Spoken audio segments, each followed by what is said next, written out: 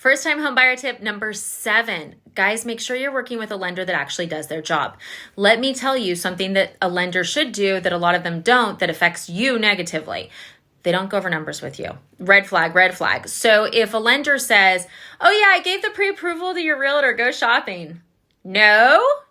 Did they go over the payment with you? Did they go over expected closing costs? Did they go over expected interest rate? What loan are you doing? What type of loan are you doing? What's the terms of those loans? This is information you need to know. And you may be going, Jen, I don't care. I really don't. You need to care.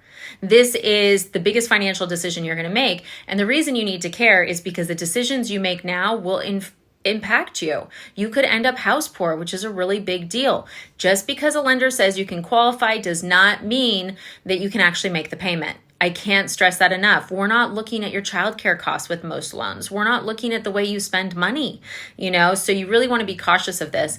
And if you're like, well, they're really busy. Guys, I'm very busy. That's my dog. I'm sorry, she's snorting. She has allergies as well. Look, I am very busy as well. I do it with every single client. I go over closing costs, expected payment, and we talk about how this is going to impact their life. If I have time to film an entire YouTube channel and close over 400 loans a year and I still do it, what in the world is their excuse? No excuse, guys.